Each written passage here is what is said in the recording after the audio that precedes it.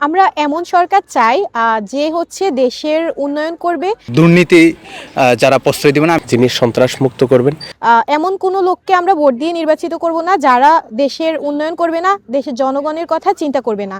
তারা শুধু নিজেদের স্বার্থে কাজ করে যাবে। দেশের কোনো পরিস্থিতিতে তাদেরকে পাশে পাওয়া যায় না এমন সরকার আমরা চাই না। আমরা চাই আমরা সৎ যোগ্য লোককে আমরা ভোট দিয়ে ক্ষমতায় আনবো, যাতে তারা দেশের উন্নয়ন করতে পারবে, দেশের জনগণের কথা ভাববে, সাধারণ মানুষের কথা ভাববে, সবসময় সাধারণ মানুষের পাশে থাকবে। মোনালিসা হেভি ফ্লো 15 পিস প্যাকেটের সাথে 8 পিসের একটি প্যাকেট একদম ফ্রি।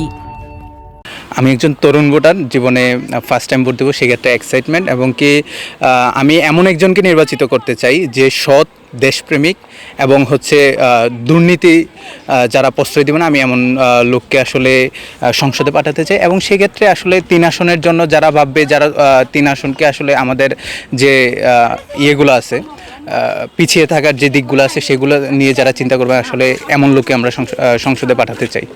আমি একজন তরুণ ভোটার। আমি আগামী ত্রয়োদশ জাতীয় সংসদ নির্বাচনে একজন সৎ, দক্ষ দেশপ্রেমিক যিনি মানুষকে নিয়ে কাজ করবেন।